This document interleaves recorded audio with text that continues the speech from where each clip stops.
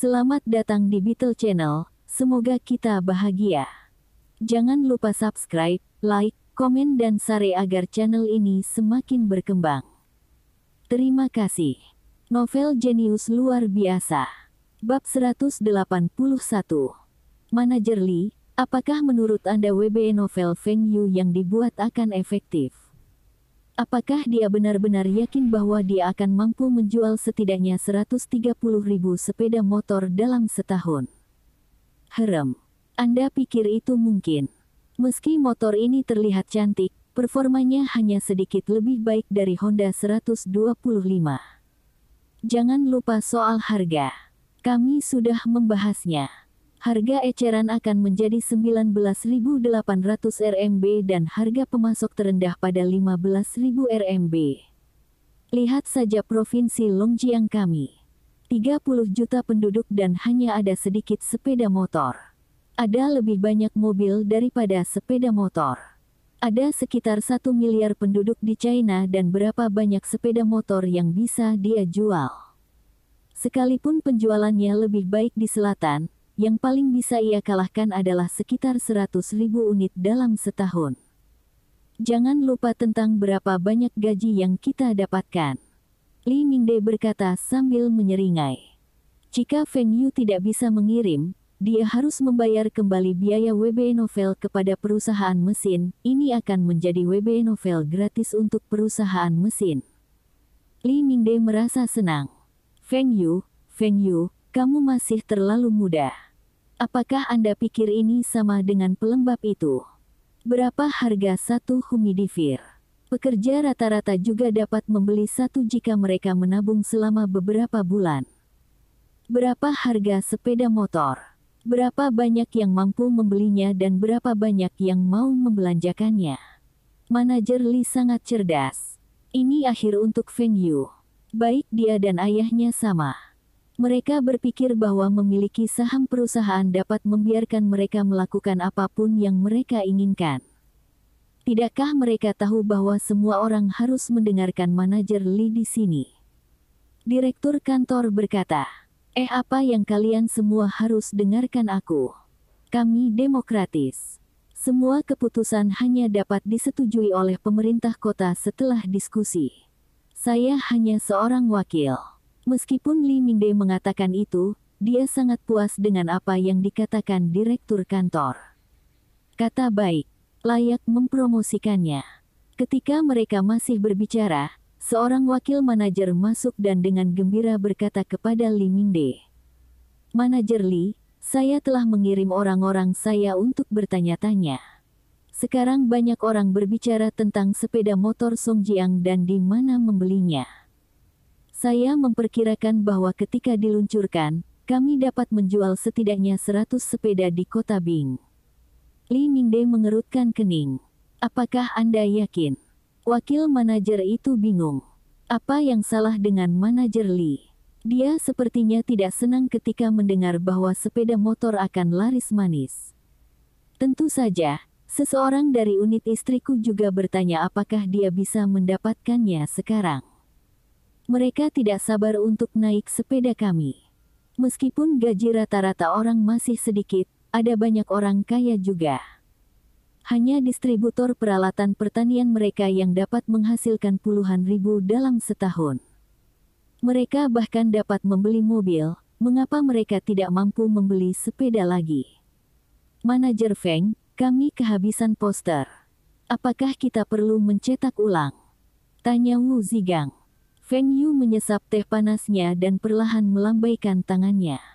Tidak usah terburu-buru. Sudahkah Anda memesan tiket? Ya, sudah selesai. Ini tiket malam untuk tempat tidur. Saya juga membeli tiket pulang untuk lusa.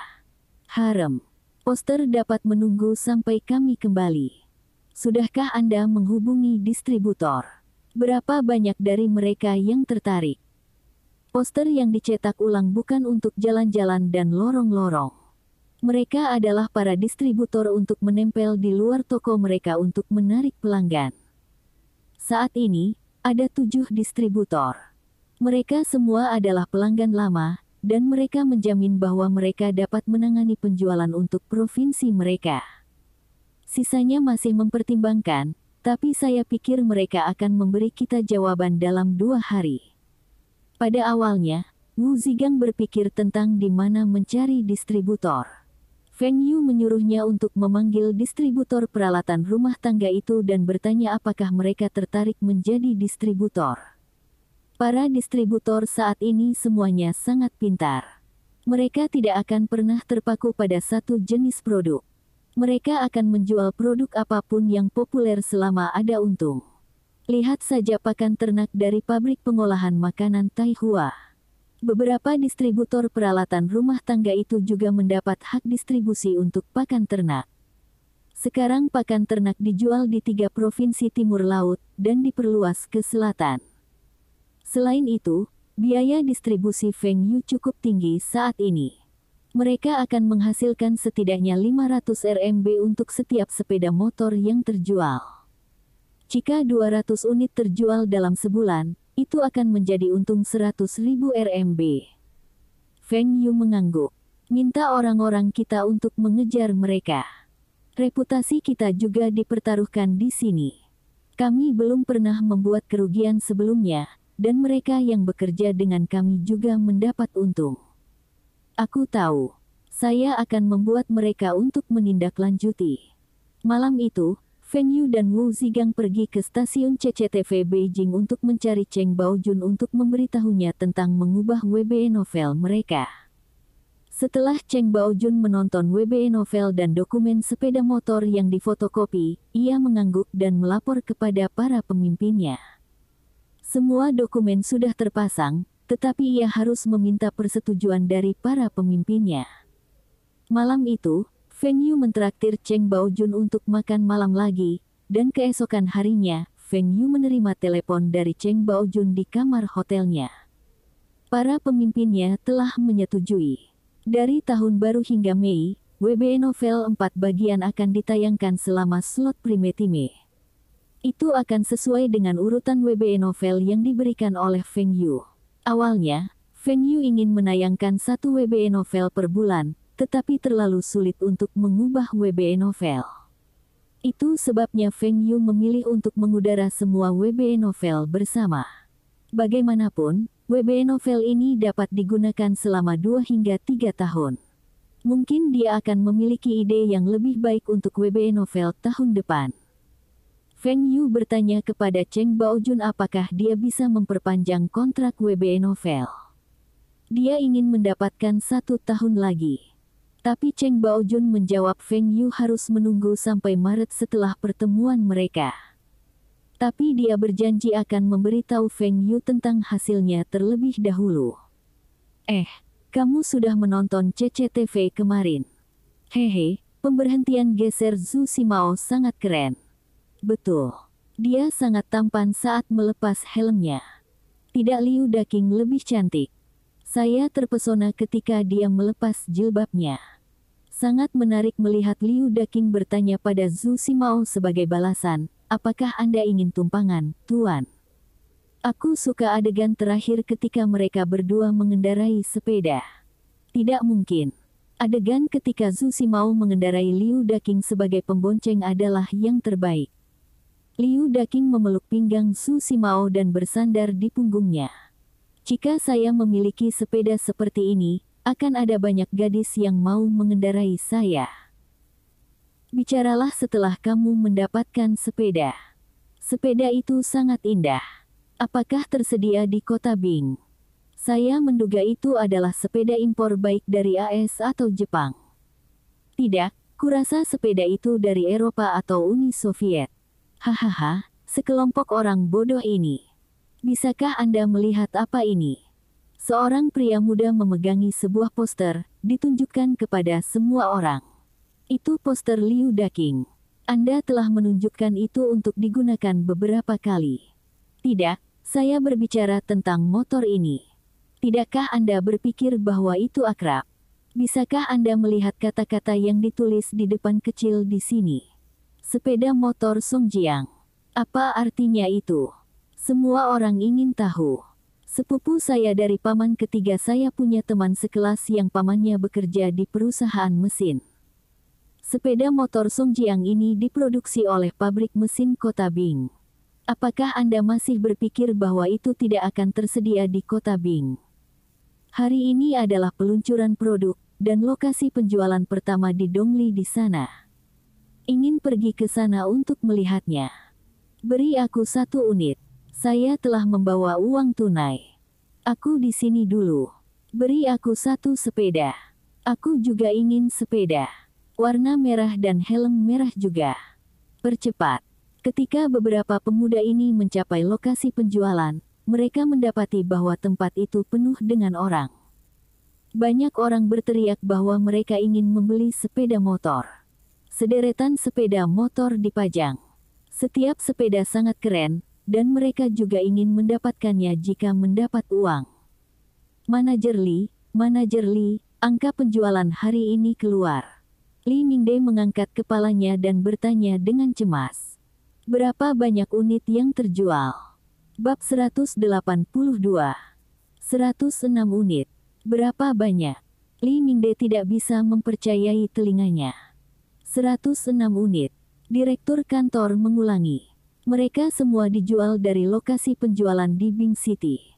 Hanya hari ini saja. Direktur kantor mengangguk dan berkata, baru hari ini di lokasi penjualan Dongli. Saya tidak yakin mengapa orang-orang dari kota dan kabupaten tetangga juga datang ke sini untuk membeli. Meskipun ada harga promosi hari ini, tetapi juga dijual dengan harga 18.000 RMB. Bagaimana bisa ada begitu banyak orang yang membeli? Direktur kantor bingung. Sepeda motor ini sangat mahal namun banyak orang yang membeli. 100 sepeda yang telah mereka siapkan terjual habis, dan bahkan 6 sepeda layar juga terjual. Pada akhirnya, semua sepeda terjual habis. Ada begitu banyak orang kaya di kota Bing. Sepeda-sepeda ini terjual hampir 20.000 RMB, dan orang-orang membeli. Feng Yu sekarang berada di kantornya bekerja lembur. Penjualan untuk hari pertama lebih baik dari yang dia harapkan. Itu masih musim dingin, tetapi itu tidak mempengaruhi penjualan sama sekali. Selama tidak turun salju, mereka bisa mengendarai sepeda meski berangin. Dengan sarung tangan dan syal tebal, tidak ada yang perlu ditakutkan. Sepertinya mengatakan kepada orang-orang bahwa harga sepeda motor akan segera naik masih efektif. Tidak ada sepeda domestik 125 cm3 di pasar, dan Songjiang Motorcycle adalah satu-satunya model.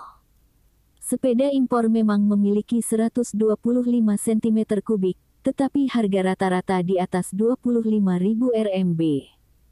Berapa harga sepeda motor 125 cm3? Itu kurang dari 6.000. Ini karena para pekerja masih belum terbiasa dan tidak terlalu produktif, dan biaya bahan terlalu mahal. Setelah beberapa saat, para pekerja akan lebih efisien, dan biayanya dapat diturunkan. Feng Yu ingin biaya sepeda sekitar 3.000 RMB.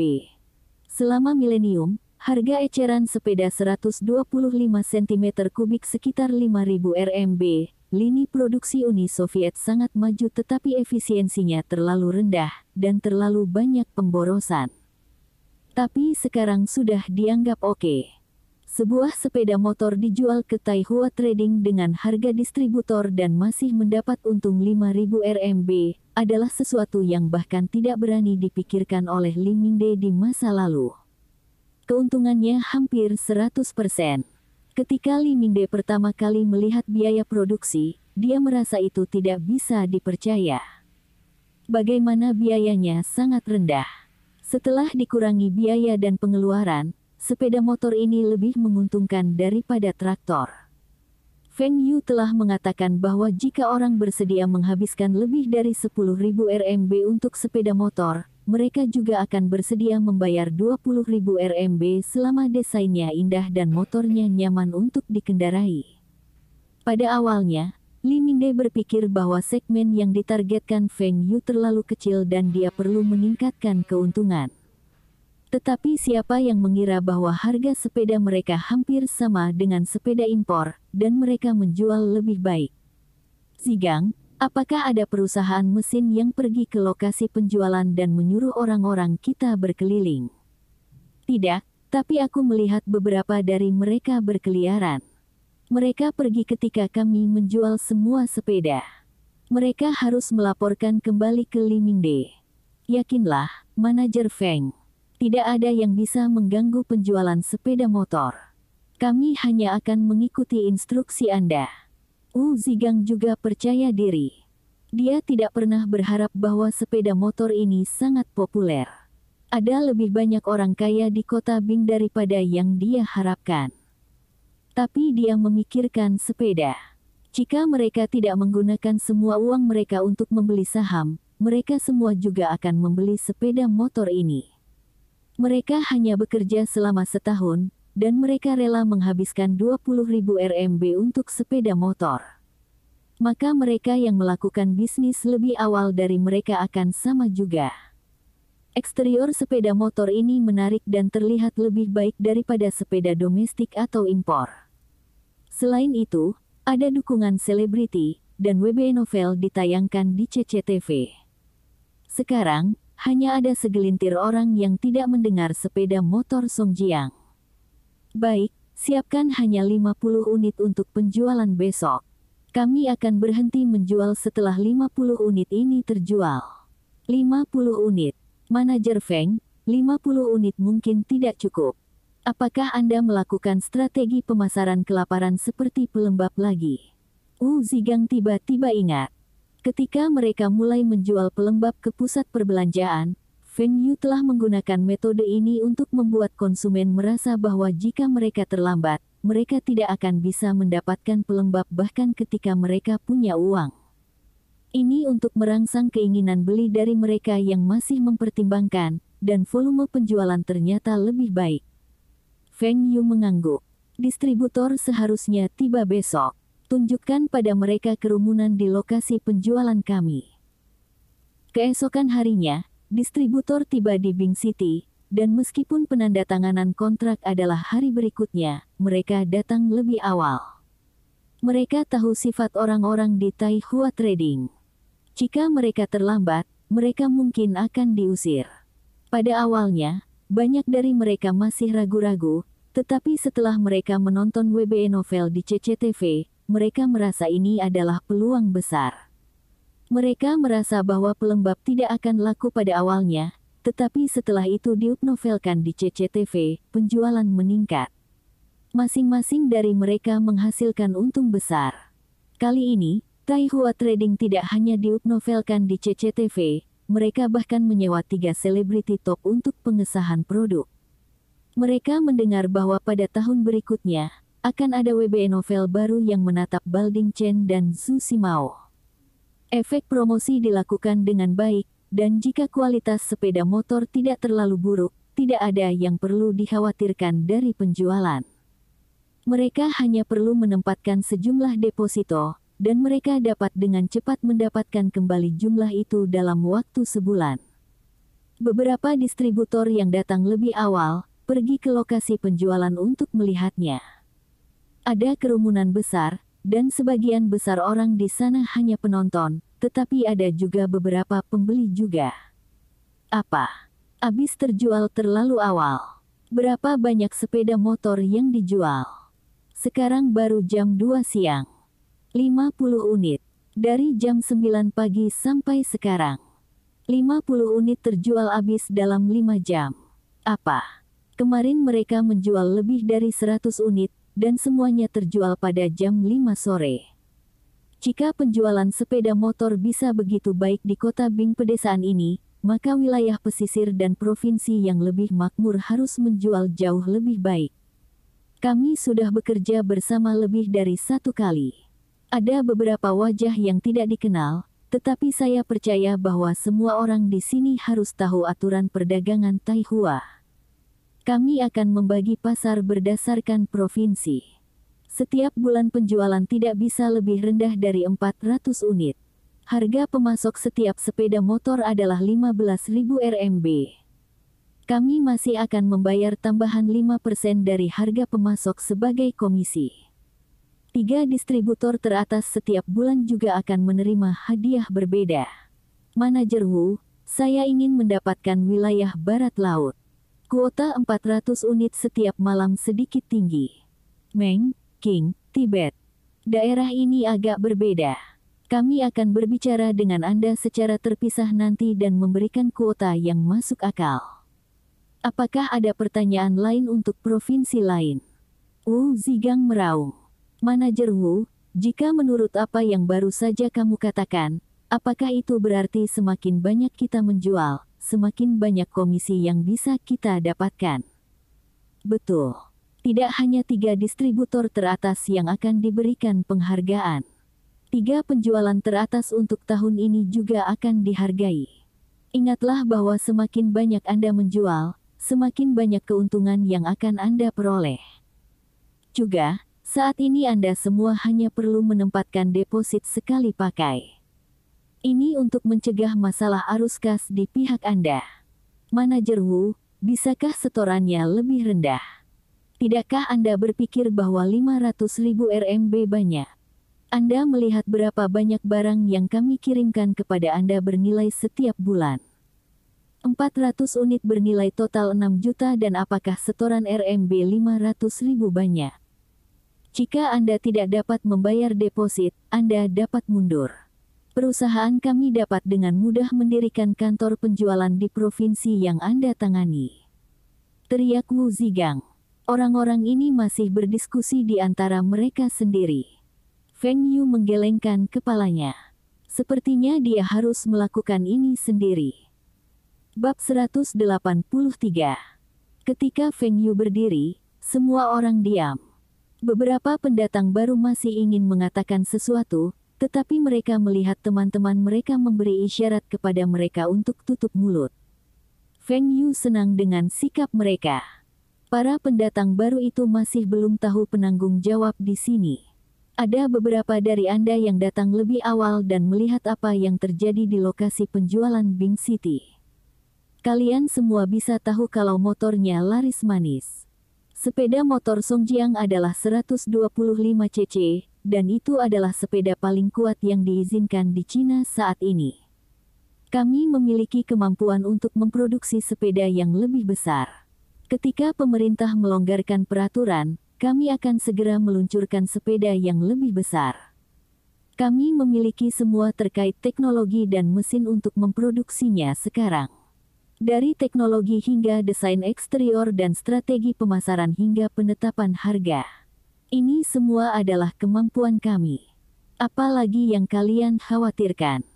Manajer Feng, ketika sepeda motor baru diluncurkan, kami tidak akan memiliki masalah mengenai kuota 400 unit per provinsi. Tetapi seiring berjalannya waktu, pasar akan penuh. Itu seperti kipas listrik. Penjualan bagus di awal tetapi perlahan menurun seiring berjalannya waktu. Kami mencoba yang terbaik, tapi pasarnya sangat besar. Lebih jauh, sepeda motor tidak seperti kipas listrik dan tidak semua keluarga mampu, teriak seseorang. Baiklah. Kalau begitu aku akan menawarkan kalian semua kontrak lain. Kuota akan menjadi 300 unit per bulan, tetapi komisi juga akan diturunkan sesuai dengan proporsi. Persentase komisi akan diturunkan sebesar 1% untuk setiap 100 unit. Apakah Anda semua menerimanya? Feng Yu tersenyum bertanya. Orang yang berteriak diam. 1% lebih sedikit komisi berarti lebih sedikit keuntungan. Sekarang komisi sudah tidak tinggi dan jika bukan karena penghasilan dasar sedikit lebih tinggi, mereka tidak bisa menarik agen apapun. Manajer Feng, kami telah bekerja bersama beberapa kali. Dari kipas listrik hingga kulkas yang tidak begitu populer, kami telah bekerja sama dengan Anda. Bisakah setoran menjadi lebih rendah? 100.000 RMB seharusnya cukup untuk menunjukkan ketulusan kami.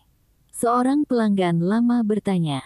Anda dapat membeli sepeda langsung dari kami, dan jika Anda mau membeli dari kami, saya akan mendapat lebih rendah dan menjualnya kepada Anda dengan 14.000 RMB per unit, dan itu akan berlipat ganda 100 unit. Orang ini juga diam.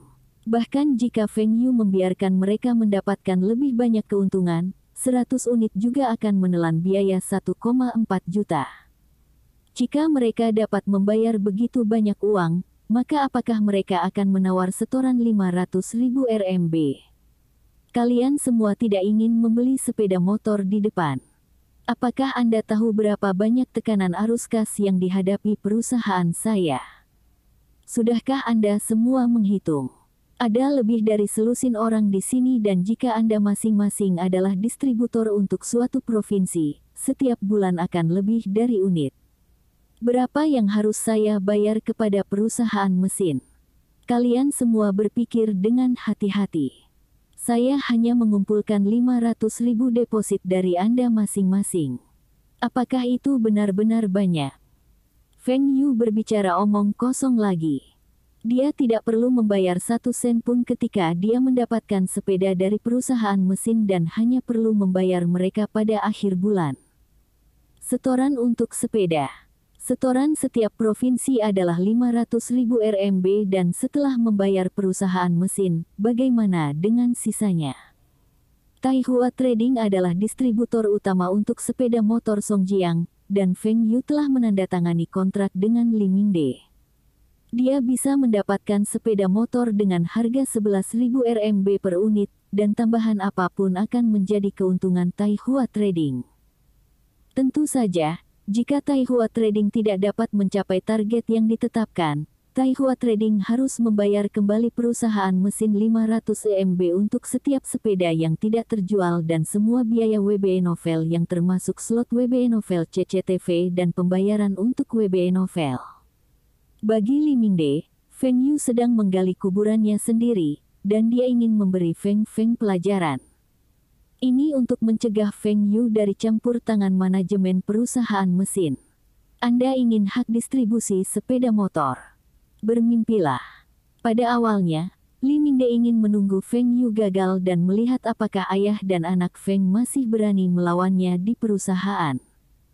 Tetapi setelah dia melihat angka penjualan Bing City, dia tahu bahwa Feng Yu mungkin benar-benar berhasil. Li Mingde sekarang memikirkan cara untuk menghentikan Feng Yu. Akan lebih baik jika jumlah unit yang terjual tetap di 129.000 unit. Ada orang lain yang punya pertanyaan. Feng Yu memandang semua orang di ruangan itu. Mereka semua melihat ke bawah. Tidak ada pertanyaan lagi. Maka saya akan menambahkan beberapa syarat. Saya tidak peduli jika ada di antara Anda melakukan partai besar untuk agen atau menggunakan struktur komisi untuk mengembangkan downline Anda. Dalam bulan ini, setidaknya harus ada showroom yang didirikan di kota provinsi Anda, dan pada akhir tahun, setiap kota harus memiliki showroom. Anda akan didenda jika Anda tidak dapat melakukannya. Baik, ekspresi semua orang berubah. Mereka juga ingin menjual lebih banyak sepeda, tetapi jika mendapat denda karena tidak menjual terlalu banyak. Kedua, harga eceran tidak boleh lebih tinggi dari 19.800 RMB. Harga ini lebih rendah daripada sepeda impor 125 cc, distributor masih akan mendapat untung dan tidak akan mempengaruhi penjualan sepeda motor kami. Kami sudah menayangkan WBE Novel di CCTV dan kemudian, kami memiliki serangkaian kegiatan promosi. Saya menjamin kesadaran merek kami akan meningkat. Jika ada di antara Anda yang berani menaikkan harga eceran, jangan salahkan saya karena menghapus Anda sebagai distributor provinsi dan tetap saja Anda baik-baik saja. Alis para distributor semakin terjalin. Baik lagi. Manajer Wu harus berbicara. Semua hal yang dia katakan sangat bagus, sistem hadiah, manfaat, deal. Kenapa semua yang dikatakan manajer Feng ini semua melibatkan denda? Wu Zigang melihat wajah distributor berubah warna dan dia cemas. Namun, dia tidak berani bersuara. Dalam hatinya, dia memohon Feng Yu untuk berhenti berbicara tentang denda. Jika dia melanjutkan, tidak akan ada distributor yang tersisa. Apakah Feng Yu benar-benar ingin mereka mengatur lokasi penjualan di setiap provinsi? Dari mana mereka mendapatkan energi untuk melakukan itu? Ketiga, setiap provinsi akan dinilai berdasarkan status ekonomi dan populasi dan provinsi dengan penjualan terendah untuk tahun itu juga akan didenda. Wajah distributor semua pingsan. Selain denda, tidak bisakah kau mengatakan hal lain? Mengapa? Kalian semua tidak bisa menerima denda. Feng Yu tersenyum dan bertanya. Semua distributor mengangguk. Siapa yang bisa menerima begitu banyak syarat dan denda? Baik, mereka yang tidak dapat menerima persyaratan tersebut dapat pergi, dan kami akan melanjutkan diskusi dengan yang tersisa. Mengutuk. Ini lagi. Semua distributor terdiam. Tetapi metode ini masih sangat bermanfaat. Di provinsi masing-masing, banyak orang meminta sepeda motor Songjiang, dan distributor sudah menghubungi agen dan downline mereka. Ketika mereka menerima sepeda, mereka akan mendistribusikan ke agen mereka di berbagai kota. Jika mereka pergi sekarang, maka upaya persiapan yang mereka lakukan akan sia-sia. Selanjutnya, mereka semua tahu bahwa menjadi distributor untuk sepeda motor Songjiang akan menguntungkan. Bahkan jika mereka hanya menjual 400 unit per bulan dan komisi 5%, mereka juga akan mendapatkan setidaknya 750 RMB per unit, dan jika mereka menjual lebih banyak, mereka akan mendapatkan lebih banyak keuntungan. Mereka semua telah menghitung dan jelas bahwa ini adalah bisnis yang menguntungkan. Satu provinsi, 4.800 sepeda adalah sesuatu yang bisa dicapai. Tidak ada yang mau pergi. Kemudian Guangzhou Selatan, Beijing, Shanghai. Provinsi bisa pergi ke manajer Wu untuk menyanyikan kontrak. Provinsi-provinsi lain mendatangi saya satu persatu untuk mendiskusikan persyaratan. Bab 184. Feng Yu telah menandatangani kontrak dengan semua distributor. Setiap tahun, setidaknya akan ada 84.000 unit terjual. Itu masih kurang dari target yang ditetapkan oleh Li Mingde. Tapi Feng Yu tidak khawatir. Ini adalah jumlah minimum sepeda yang terjual. Sepeda motor di tempat-tempat seperti Beijing, Shanghai, dan Sichuan laris manis. Daerah ini harus menjual lebih banyak sepeda daripada jumlah minimum. Masih ada Guangzhou Selatan, daerah Tenggara, Ludong, Jiangsu, dan daerah Zhejiang. Tempat-tempat ini juga harus laku. Ditambah dengan Provinsi Timur Laut, di mana Taihua Trading menangani langsung, total unit yang terjual harus 50% lebih dari jumlah minimum. Bahkan jika masih ada kekurangan pada akhirnya, Feng Yu masih memiliki jalan terakhirnya. Dia tidak akan pernah membiarkan Li Mingde kesempatan untuk memandang rendah dirinya. Adapun biaya WBE Novel, tidak mungkin Feng Yu akan membayar kembali kepada perusahaan mesin. Uang yang masuk ke sakunya, dia tidak akan pernah mengeluarkannya. Li Mingde tahu bahwa Taihua Trading telah menandatangani kontrak distribusi dengan distributor, tetapi dia tidak yakin dengan detail perjanjian. Feng Yu tidak akan pernah membiarkan Li Mingde tahu tentang itu. Jika Li Mingde tahu tentang berapa banyak keuntungan yang akan diperoleh dari perdagangan Taihua, dia pasti akan mencoba segala cara untuk mendapatkan kembali hak distribusi bahkan jika dia menderita beberapa kerugian. Feng Yu tidak akan pernah membiarkan Li Mingde mendapatkan apa yang diinginkannya. Dia bahkan sengaja menurunkan penjaga Li Mingde dengan bertanya apakah mereka dapat membatalkan 2 kontrak. Feng Yu juga mengatakan bahwa akan beruntung jika mereka mampu menjual 100.000 unit pada tahun itu.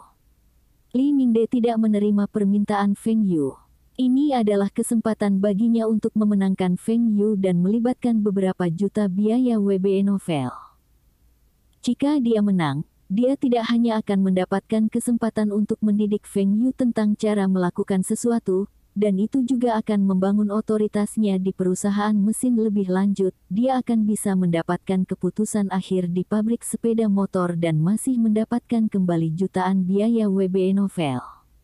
Ini adalah kesempatan baginya untuk bersinar di depan para pemimpin dari pemerintah kota. Feng Yu telah memberitahunya bahwa jika mereka membatalkan taruhan mereka, dia tidak akan melawannya di masa depan. Tapi Li Mingde mengabaikan Feng Yu. Dia tahu bahwa jika dia menang, bagaimana Feng Yu bisa melawannya di masa depan. Li Mingde merasa senang, dan selama pertemuan di perusahaan mesin, dia mengkritik pabrik sepeda motor dan Feng Yu, pabrik sepeda motor yang bertanggung jawab, beberapa kali.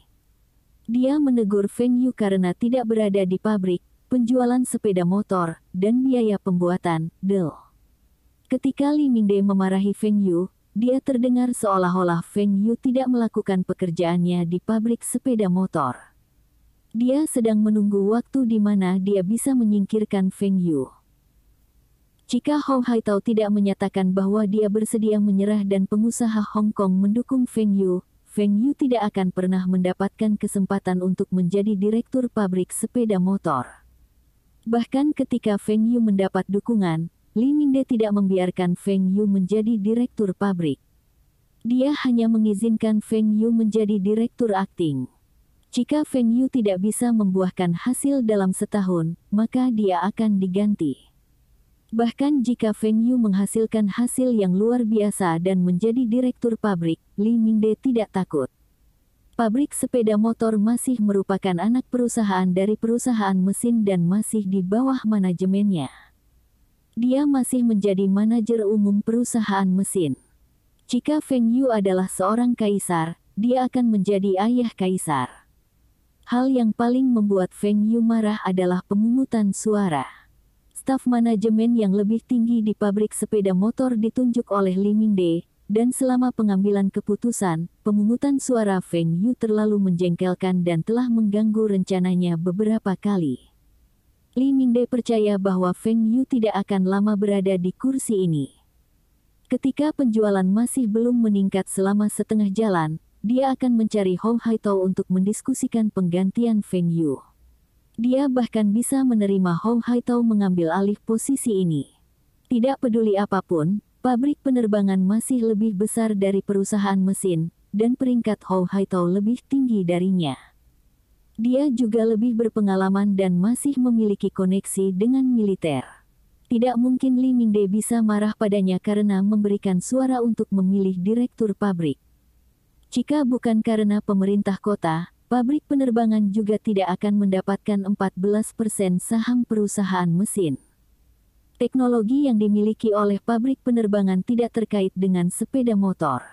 Mesin hemat bahan bakar, ban anti-aus, dan teknologi baterai berkinerja tinggi. Ini semua tidak diperlukan. Lebih jauh, teknologi aviation factory hanya cocok untuk mobil dan bagaimana ini dapat bekerja pada sepeda motor. Jika bukan karena pabrik penerbangan menggunakan sejumlah besar uang tunai, para pemimpin di pemerintah kota tidak akan pernah setuju untuk membiarkan mereka membeli saham di perusahaan. Li Mingde berpikir bahwa Hong Haitao tertarik untuk mendapatkan bagian dari keuntungan. Dia tidak tahu bahwa pabrik penerbangan dibujuk oleh Feng Yu untuk membeli saham di perusahaan mesin. Feng Yu telah berjanji kepada Hong Haitao bahwa jika keuntungan perusahaan mesin tidak sesuai harapan mereka atau ketika pabrik penerbangan membutuhkan dana, dia akan membeli saham perusahaan mesin mereka. Ada alasan lain mengapa Hong Haitao menyetujui ini.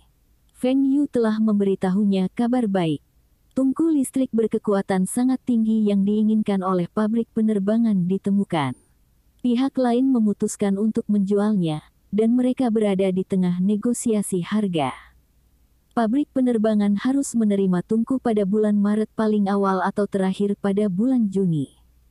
Kapan pabrik penerbangan membutuhkan uang? Tentu saja, saat itulah mereka harus melakukan pembayaran untuk tungku listrik berkekuatan sangat tinggi. Tungku listrik ini bukan tungku murah. Tingkat pasar untuk model tahun 1970-an yang digunakan adalah di atas 10 juta rubel. Selanjutnya, Feng Yu telah membantu mereka menemukan model tahun 1985. Itu lebih maju, dan tingkat pasar di atas 40 juta rubel. Bahkan tungku bekas tangan biaya lebih dari 20 juta rubel.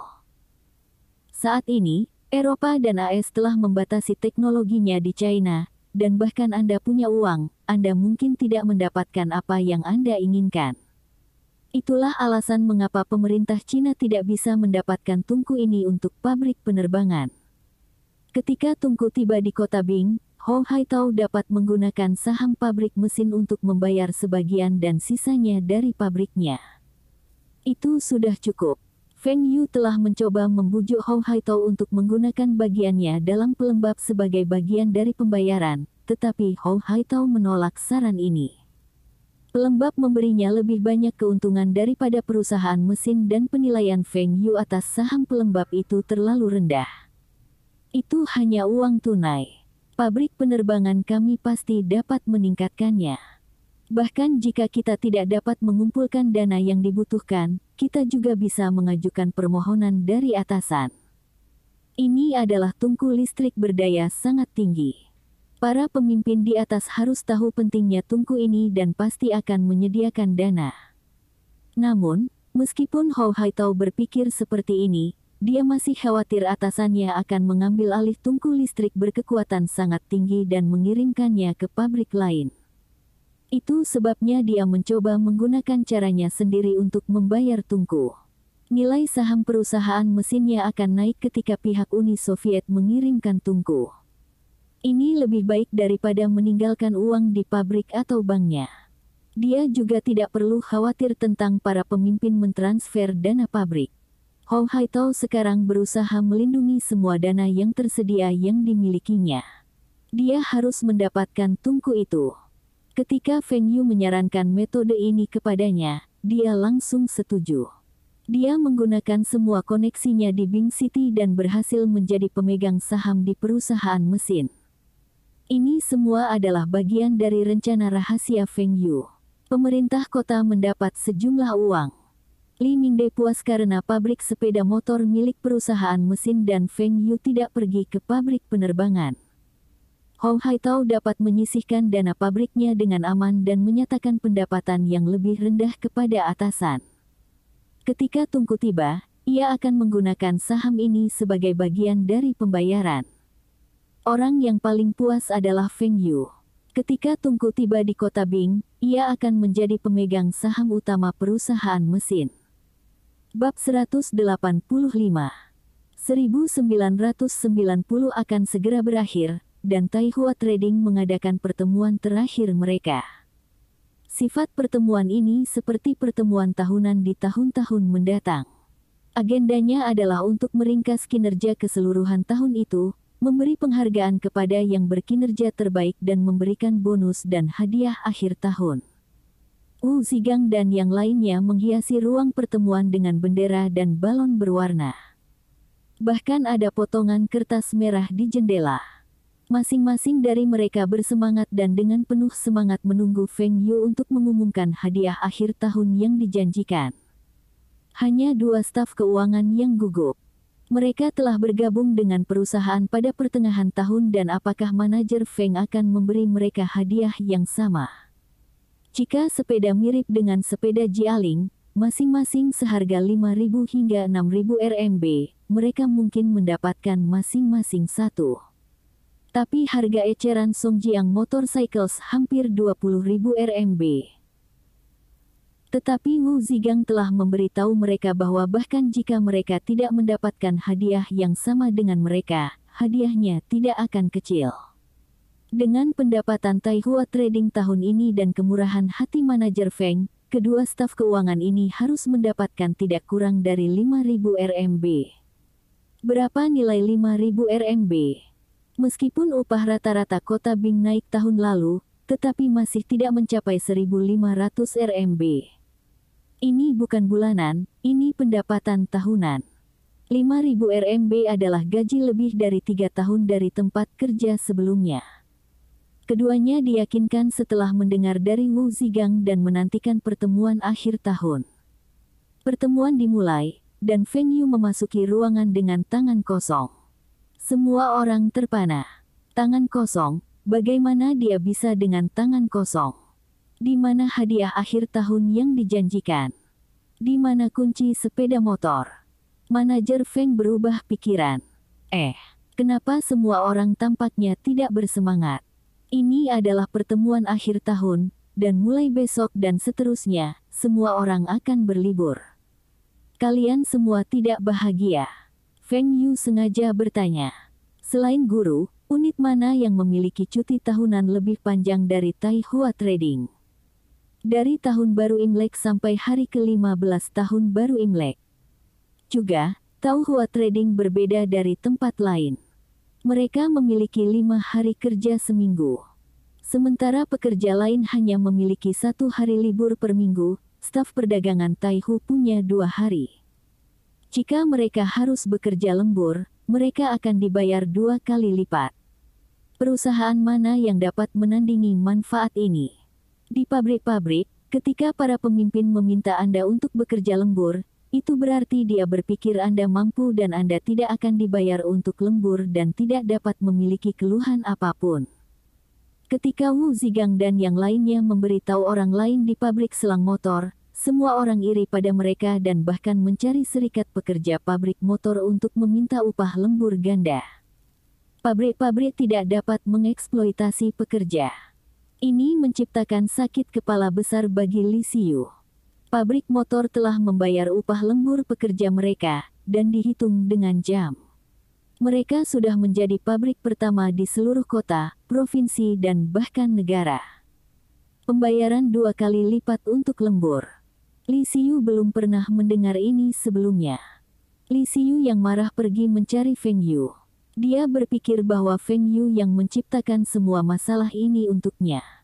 Feng Yu tidak mengharapkan manfaat dan kesejahteraan yang dia berikan kepada stafnya akan membiarkan Li Xiu menghadapi masalah ini. Pada akhirnya, Feng Yu memikirkan sebuah ide untuk Li Xiu. Upah pabrik motor sudah menjadi yang tertinggi di kota dan provinsi. Manfaatnya juga tidak buruk.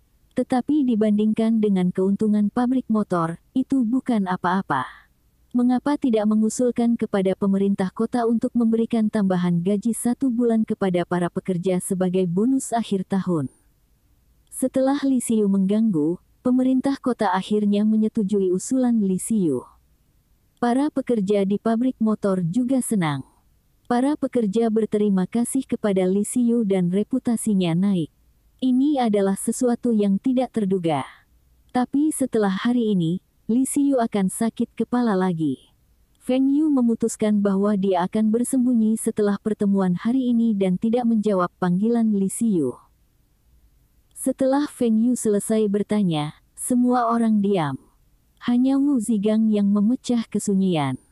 Manajer Feng, kami senang dengan liburan yang akan datang. Kami telah bekerja keras untuk tulang beberapa hari ini. Tidak ada yang salah mengeluh tentang kelelahan mereka. Mereka sibuk dengan penjualan sepeda motor, pelembab udara dan perdagangan Uni Soviet. Sekarang Feng Yu mengambil kembali hak distribusi pelembab Eropa Timur, mereka memiliki lebih banyak pekerjaan. Mereka masih bisa mengatasinya pada hari-hari biasa. Tetapi mereka akan pergi berlibur untuk jangka waktu tertentu sekarang, dan mereka harus menyelesaikan pekerjaan mereka terlebih dahulu. Sebelum tahun baru Imlek, ada banyak hal yang harus dilakukan seperti mengirim barang ke Uni Soviet, menghubungi pemasok, memeriksa produk, mengumpulkan pembayaran, del. Semua orang di perusahaan sangat sibuk beberapa hari ini, dan mereka bahkan tidak punya waktu untuk istirahat. Namun, tidak ada keluhan dari staf. Itu karena gaji di Tai Hua Trading tinggi dan hadiah akhir tahun yang dijanjikan Feng Yu. Beberapa hari ini memang melelahkan bagi kalian semua, tapi aku tidak akan pernah memperlakukan kalian semua dengan buruk. Saya telah mengatakan sebelumnya bahwa staf kami akan mendapatkan kenaikan setiap tahun dan gaji Anda akan lebih tinggi dari rata-rata nasional. Tahun ini sama.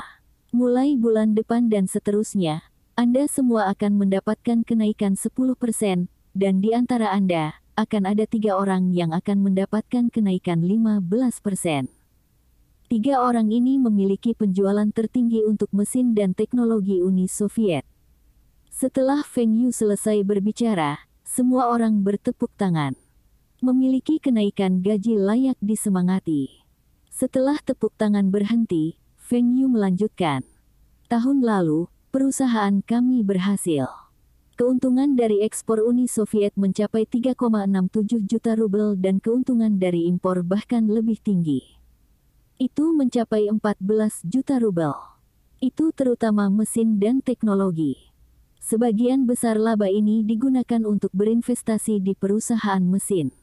Kipas angin Wind and Rain mengalami penurunan drastis dalam penjualan, tetapi itu masih lebih tinggi dari lemari es kami. Itu juga karena tahun sebelumnya adalah awal dari perusahaan kami dan kipas listrik diluncurkan. Namun, tidak perlu khawatir. Model baru dari kipas listrik masih dalam pengembangan, dan ada beberapa kemajuan. Diperkirakan akan selesai dalam 3 bulan ke depan. Penggemar ini akan menambah keuntungan kami lebih jauh.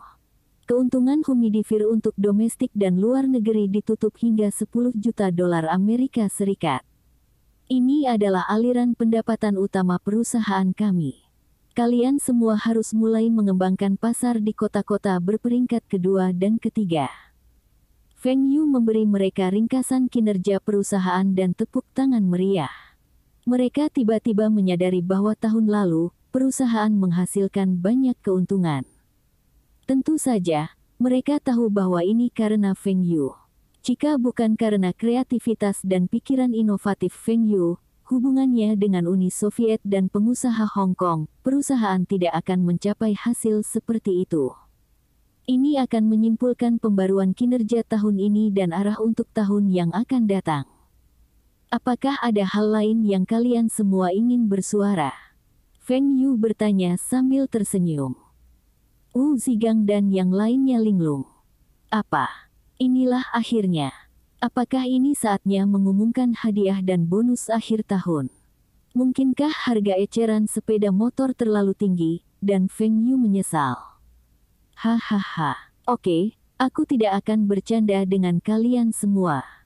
Anda semua telah bekerja sangat keras tahun lalu, dan saya berjanji kepada Anda masing-masing bahwa jika perusahaan berkinerja baik, hadiah tahun ini akan menjadi sepeda motor untuk Anda masing-masing. Saya percaya bahwa Anda semua cemas, kan? Semua sepeda motor ada di gudang perusahaan kami. Satu untuk Anda masing-masing. Manajer Feng, kita berdua juga akan mendapatkan masing-masing. Tentu saja. Meskipun Anda berdua telah bergabung di pertengahan tahun, tetapi Anda berdua masih merupakan bagian dari perusahaan. Anda berdua akan mendapatkan sepeda motor juga. Minyak kedelai, beras, tepung dan sisa manfaat lainnya juga ada di gudang. Kalian semua bisa pergi ke sana sekarang dan mendapatkan hadiahmu. Teriak Feng Yu sambil melambaikan tangannya. Manajer Feng berumur panjang. Semua orang bersorak dan berjalan keluar dari ruang rapat dengan tertib. Tapi begitu keluar dari ruang rapat, mereka mulai berlari. Mereka bahkan tidak peduli bahwa itu minus 20 derajat di luar. Mereka tidak sabar untuk naik sepeda motor. Di mana mereka memilih untuk mengendarai sepeda motor mereka? Tidak perlu bertanya. Tentu saja, mereka akan pergi ke perumahan motor factory untuk memamerkan sepeda motor mereka kepada pemuda-pemuda lain. Bab 186. Feng Yu pergi ke Li Mingde secara pribadi untuk meminta harga persahabatan khusus, 10.000 RMB, untuk sepeda motor. Dia membeli 20 sepeda dan menyimpan 12 sepeda untuk Tai Hua Trading. Logistik angin dan hujan mengambil 3 sepeda. Li Xiqiang memberi hadiah kepada manajernya, kapten armadanya, dan masing-masing franchisee yang berkinerja terbaik. Ini juga memacu staf lainnya, terutama waralaba itu. Mereka bersumpah untuk bekerja lebih keras untuk mendapatkan lebih banyak pesanan untuk logistik angin dan hujan. Mereka juga ingin diganjar tahun depan. Feng Yu juga menghadiahkan sepeda ke distributor top untuk pelembab. Distributor itu adalah Lemak dari Guangzhou Selatan.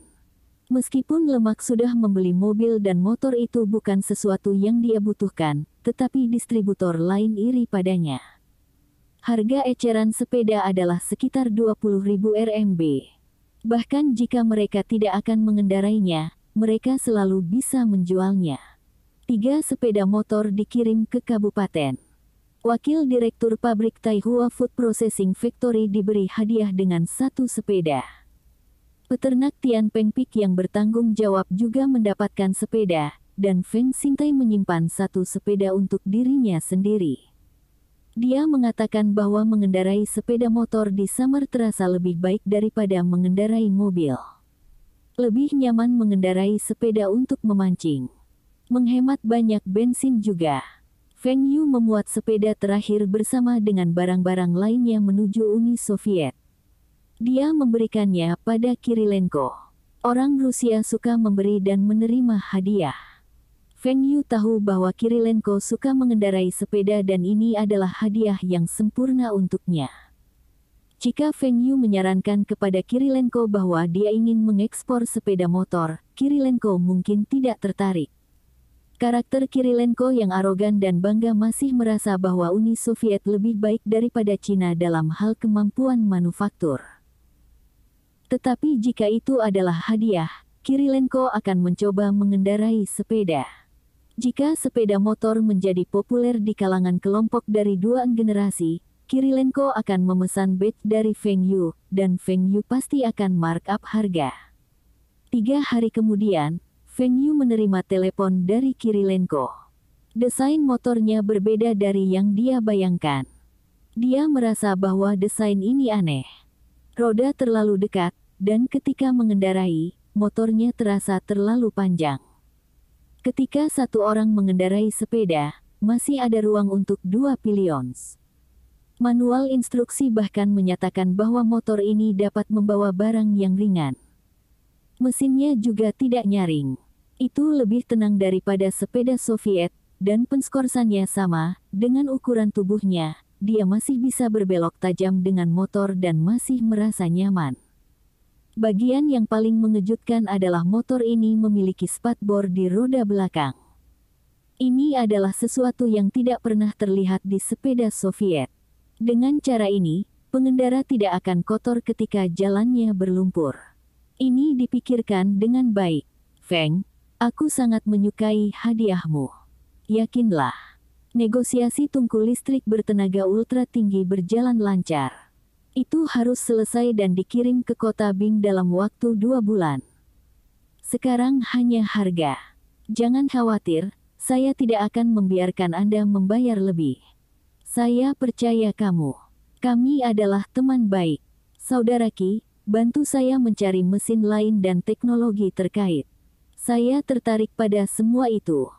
Ini adalah situasi yang saling menguntungkan bagi kita berdua. Bibir Feng Yu melengkung ke atas. Segalanya berjalan lancar. Hahaha. Ya, situasi win-win. Tapi Feng, mengapa Anda tahu bahwa Ten Varius akan setuju untuk menjual tungku? Anda mengatakan bahwa itu karena dia adalah seorang Lituania. Apa maksudmu dengan itu? Kirilenko masih tidak mengerti mengapa Feng Yu memintanya untuk mendekati Tuan Varius. Dari pandangannya, pabrik Varius adalah yang paling sulit dinegosiasikan, tetapi pada akhirnya, kesepakatan ini berjalan lancar. Saudara Ki, apakah percakapan kita disadap? Feng Yu bertanya dengan nada serius. Kirilenko berhenti sejenak dan berkata, "Jangan khawatir Feng. Tidak ada orang di sekitar saya, dan saya menggunakan telepon militer terenkripsi. Tidak ada yang bisa menguping pembicaraan kami. Apakah Anda memiliki beberapa rahasia yang ingin Anda bagikan dengan saya? Atau itu beberapa usaha bisnis besar?" Feng Yu menggelengkan kepalanya. Dia berpikir dalam hatinya, "Saudara Ki, ayahmu juga seorang jenderal dan kamu tidak boleh menghabiskan semua fokusmu untuk menghasilkan uang." Tetapi jika Kirilenko bukan orang seperti ini, keduanya juga tidak akan menjadi teman dekat. Saudara Ki, hal-hal yang aku katakan nanti, kamu bisa memberitahu ayahmu tetapi tidak orang lain bahkan jika dia adalah teman terdekatmu atau kekasihmu. Kirilenko merasa ada yang tidak beres. Dari nada bicara Feng Yu, dia tahu ini masalah serius. Apa yang akan dikatakan Feng Yu padanya? "Feng, apa yang ingin kamu katakan padaku?" "Kakak Ki, Kuharap hal-hal yang akan kukatakan padamu tidak akan memengaruhi persahabatan kita. Tentu saja, persahabatan kita seperti gletser Arktik. Itu tidak akan pernah berubah, kata Kirilenko dengan cara yang berlebihan. Feng Yu berpikir dalam hatinya. Analogi yang bodoh. 10 tahun kemudian, orang akan menemukan bahwa gletser di kutub utara dan selatan mencair.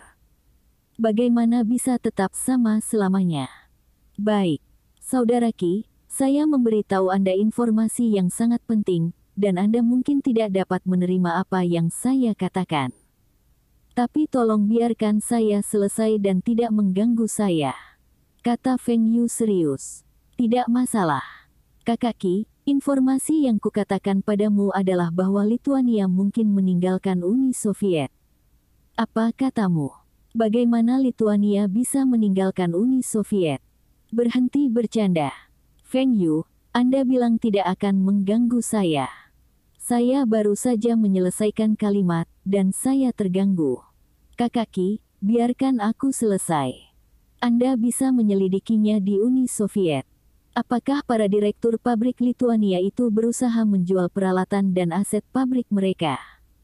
Apakah perwira angkatan darat dan politisi dari Lituania diam-diam mengirim logistik, uang, dan bahkan senjata dan amunisi kembali ke Lituania? Juga, bagaimana kamu tahu semua ini? Tanya Kirilenko setelah diam beberapa saat. Dia tidak setuju dengan Feng Yu. Lituania adalah negara kecil, dan jika berani menyatakan kemerdekaan, militer akan menghancurkan pemerintahan baru Lituania dalam beberapa jam. Yang benar-benar ingin dia ketahui adalah bagaimana Feng Yu datang dengan pernyataan konyol seperti itu. Saudaraku Qi, tidak penting bagaimana aku tahu tentang ini. Yang penting adalah informasi ini akan sangat penting bagi Anda, ayah Anda, kakak Anda dan keluarga Anda. Apa yang kamu maksud dengan sangat penting bagi ayahku? Karena ini adalah kesempatan bagi ayahmu untuk dipromosikan. Bab 187. Apa katamu? Ayahku. Promosikan. Suara Kirilenko telah berubah. Dia terkenal di dua lingkaran generasi karena dia kaya dan memiliki koneksi di Cina. Dia akan mendapatkan produk China. Tapi dibandingkan dengan yang dua generasi dari Kiev, masih ada kesenjangan yang besar. Kirilenko hanya bisa dianggap sebagai tingkat kedua. Mengapa? Karena ayahnya masih seorang mayor jenderal. Jika ayahnya adalah letnan jenderal, kolonel jenderal atau bahkan angkatan darat jenderal atau marsal, statusnya dalam dua lingkaran generasi akan berada di atas. Namun ayahnya bukan personil inti di tentara. Dia hanya bertanggung jawab atas logistik. Dia hanya bisa berharap untuk dipromosikan, tetapi dia tahu itu tidak akan terjadi. Tapi sekarang Feng Yu memberitahunya bahwa ini adalah kesempatan untuk promosi ayahnya. Apakah itu berarti sesuatu yang besar akan terjadi? Betul. Saudara Qi, jangan terlalu bersemangat. Lituania akan mengumumkan kemerdekaannya dari Uni Soviet dalam 2 bulan ke depan. Saya bisa menjamin ini. Anda bisa bertanya kepada ayah Anda apakah yang saya katakan itu benar. Ada peristiwa besar lain yang terjadi segera juga. Jerman akan bersatu. Apa? Apakah kamu bercanda? Itu dua negara yang berbeda. Bagaimana mereka bisa dipersatukan? Kirilenko merasa bahwa Feng Yu semakin dibesar-besarkan. Pertama, Lituania meninggalkan Uni Soviet, dan sekarang dia mengklaim Jerman Barat dan Timur akan bergabung. Ini tidak mungkin. Uni Soviet adalah kekuatan utama dunia dan dapatkah mereka membiarkan Lituania kembali ke Jerman Barat? Kakak Qi, kamu terlalu bersemangat, kata Feng Yu dengan tenang. Kamu berpikir dengan hati-hati, ekonomi Jerman Timur terlalu buruk. Orang-orang berada di panggung di mana mereka tidak punya apa-apa untuk dimakan atau tetap hangat.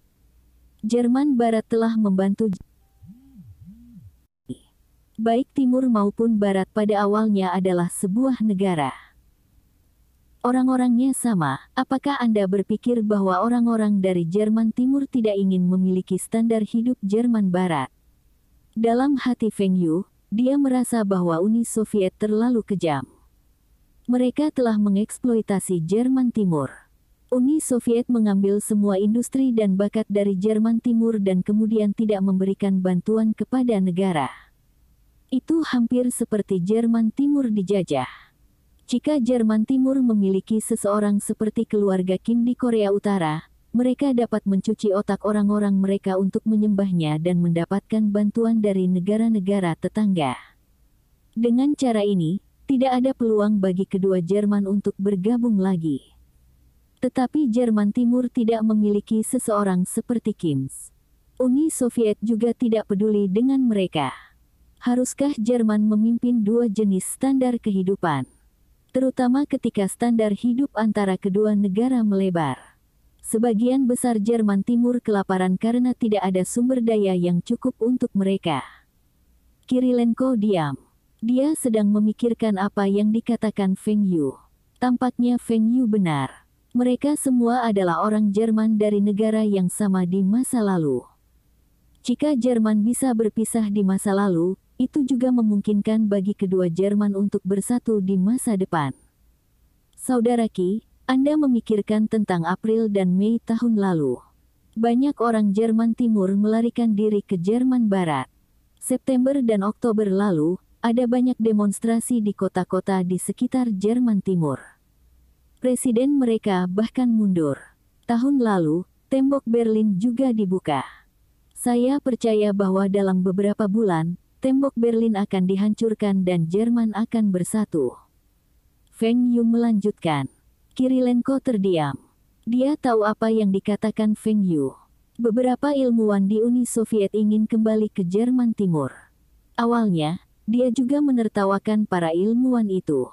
Kondisi ekonomi di Jerman Timur jauh lebih buruk daripada Uni Soviet, dan hanya orang idiot yang ingin kembali ke Jerman Timur.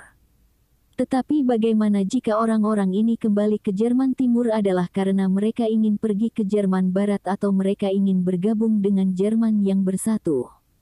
Meskipun Kirilenko tidak terlibat dalam politik, keluarganya sangat terlibat dalam politik. Dia juga tahu tentang apa yang terjadi, dan pembukaan tembok Berlin adalah sinyal. Sebuah sinyal bahwa kedua Jerman akan bersatu. Tapi apa hubungan keluarganya dengan Jerman Unifying? Ayahnya berbasis di Moskow, dan itu sangat jauh dari Jerman Timur. Bagaimana ayahnya memanfaatkan kesempatan ini untuk dipromosikan? Feng, aku memiliki hal-hal yang baru saja kamu katakan padaku. Bahkan jika Anda benar dan kedua Jerman akan bergabung, tetapi apa hubungannya dengan keluarga dan ayah saya? Kirilenko punya pikiran menakutkan. Mungkinkah Uni Soviet akan menggunakan pasukan militernya di Jerman Timur untuk menghentikan mereka? Feng Yu meminta ayahnya untuk pergi ke garis depan dan dipromosikan. Ini terlalu gila. Uni Soviet tidak menghentikan Jerman Timur untuk membuka tembok Berlin, itu berarti Uni Soviet menyerah pada Jerman Timur. Bagaimana mungkin mereka menyatakan perang terhadap mereka? Selain itu, bahkan jika perang pecah, ayahnya adalah seorang petugas logistik dan apa yang bisa dia lakukan. Tetapi jika ayahnya tidak pergi ke garis depan, bagaimana dia bisa mendapatkan kredit dan promosi? Tapi itu terlalu berbahaya bagi ayahnya untuk pergi ke garis depan walaupun dia merasa bahwa Uni Soviet akan dengan mudah memenangkan perang. Kekuatan militer Uni Soviet jauh lebih tinggi daripada Jerman Timur. Apapun bisa terjadi dalam perang. Bagaimana jika ayahnya terluka atau terbunuh, maka keluarganya akan selesai. Pangkat kakaknya masih belum cukup tinggi untuk melindungi keluarganya dan jika itu terjadi, bisakah dia masih menikmati gaya hidupnya saat ini? Saudara Ki, saya tidak meminta ayahmu untuk menghentikan Jerman Timur agar tidak kembali ke Barat. Saya hanya membuktikan kepada Anda bahwa saya dapat memprediksi apa yang akan terjadi pada Jerman dan apa yang akan terjadi pada Uni Soviet. Sesuatu akan terjadi di Uni Soviet. Anda berbicara tentang Lituania meninggalkan Uni Soviet. Itu bukan masalah besar. Uni Soviet bisa mendapatkan kembali sebidang kecil tanah itu apapun yang mereka inginkan. Kirilenko berkata dengan bangga. Lituania hanya memiliki beberapa ratus ribu populasi, dan mereka memiliki tentara kecil. Setiap tentara dari Uni Soviet dapat dengan mudah menghancurkan mereka. Lebih jauh, Uni Soviet bukanlah aliansi di mana negara-negara dapat dengan bebas bergabung dan pergi sesuka mereka. Mungkin, bahkan tidak perlu perang. Negara-negara lain di Uni Soviet hanya perlu menekan Lituania dan Lituania akan kembali ke Uni Soviet. Feng Yu menghela nafas. Kirilenko terlalu bangga dan sombong. Uni Soviet tidak dapat menggunakan militernya melawan negara sekutu mereka. Bahkan jika mereka bisa, negara mana yang akan memulai perang? Ekonomi Uni Soviet sudah dalam kondisi buruk, dan presiden masih dalam perjuangan politik dengan militer. Militer juga dibagi menjadi banyak fraksi. Siapa yang mau memulai perang? Saudara Ki, apakah Anda merasa bahwa ekonomi Uni Soviet sedang menurun? Kirilenko diam lagi. Sekalipun dia tidak mau mengakuinya, tapi itu adalah fakta. Pendapatan Uni Soviet pada waktu itu jauh lebih rendah daripada Jepang. Apa yang bisa membuktikan ini? Tanya Kirilenko. Ini bisa membuktikan apa yang akan aku katakan selanjutnya. Ekonomi Uni Soviet menurun. Presiden Anda bertanggung jawab untuk itu. Sekarang, dia tidak mendapat dukungan dari rakyat. Banyak pemerintah daerah, negara sekutu dan bahkan militer tidak lagi mendukungnya. Itu bukan masalah besar. Ketika itu terjadi, kami hanya akan mengubah presiden baru. Saudara Kuki, kamu pikir orang-orangmu bisa menunggu sampai itu terjadi? Negara-negara sekutu dapat menunggu sampai itu terjadi. Semua petinggi militer itu bisa menunggu. Apa yang ingin kau katakan? Kirilenko tiba-tiba memiliki firasat buruk. Dia merasa bahwa Feng Yu akan memberitahunya sesuatu yang mengejutkan. Saudara Ki, Uni Soviet akan dibubarkan. Bab 188. Jika Feng Yu berdiri di depan Kirilenko, Kirilenko akan meninju sahabatnya. Betul. Kirilenko akan memukul siapa saja yang berani mengatakan Uni Soviet yang perkasa akan runtuh di depannya. Uni Soviet memiliki kekuatan militer terkuat di dunia ini adalah gelar yang diproklamirkan sendiri karena senjata nuklir mereka. Tetapi seluruh dunia berpikir bahwa AS adalah negara terkuat. Ekonomi terkemuka dunia, industri terkuat dan industri kemampuan manufaktur dan memiliki luas lahan terbanyak. Mereka juga memiliki banyak sumber daya alam. Kirilenko merasa bahwa resesi saat ini hanya sementara dan Uni Soviet akan segera pulih. Uni Soviet akan berdiri di atas dunia memandang rendah seluruh dunia. Dia bangga menjadi Soviet. Dia bangga dengan Uni Soviet. Tapi Feng Yu memberitahunya bahwa Uni Soviet akan runtuh. Benar-benar lelucon. Bahkan ketika persemakmuran dibubarkan, negara-negara AS menyatakan merdeka, Uni Soviet tidak akan pernah dibubarkan. Feng, kamu tahu apa yang kamu katakan? Persahabatan kita bisa berakhir karena apa yang baru saja kau katakan. Kirilenko meraung. Feng Yu dapat memahami perasaan Kirilenko sekarang. Jika itu dia mungkin juga tidak bisa menerima. Tapi ini yang sebenarnya. Uni Soviet sekarang dan Uni Soviet dalam kehidupan sebelumnya adalah sama. Meskipun dia melakukan perdagangan dengan Kirilenko, beberapa juta rubel sebulan tidak berdampak pada ekonomi. Dari jumlah mesin dan teknologi yang dijual Kirilenko kepada Feng Yu menunjukkan situasi mengerikan Uni Soviet. Ketika sebuah pabrik bertahan hidup dengan menjual mesin dan teknologi mereka, perkembangan apa yang dapat dimiliki pabrik ini? Tetapi jika mereka tidak punya pilihan, tidak ada yang membeli produk mereka dan pemerintah tidak membantu mereka melakukan ekspor. Bahkan jika mereka mengekspor produk mereka, mereka tidak dapat menemukan pembeli. Semakin banyak yang mereka hasilkan, semakin banyak kerugian yang mereka alami. Tetapi jika mereka tidak memproduksi, bagaimana mereka akan membayar pekerja mereka? Para pekerja juga memiliki keluarga untuk diberi makan. Ketika seseorang mendekati mereka untuk membeli mesin mereka, direktur pabrik menjualnya tanpa berpikir panjang. Para direktur ini harus menjaga diri mereka sendiri dan para pekerja. Ketika pabrik berhenti berinovasi teknologi baru dan berhenti manufaktur, situasi ekonomi negara itu memburuk lebih cepat. Ketika Feng Yu membeli mesin dan teknologi bekas itu dari Uni Soviet, ia juga berkontribusi pada ekonomi yang menurun. Tentu saja, Feng Yu tidak akan pernah mengakui. Dia terus memberitahu Kirilenko bahwa dia membantu pekerja Uni Soviet dengan membeli mesin-mesin usang mereka. Namun, Feng Yu masih belum mendapatkan mesin yang paling ia inginkan dari Uni Soviet. Dengan membantu Kirilenko dan ayahnya untuk dipromosikan, adalah bentuk investasi. Kakaki, tenang.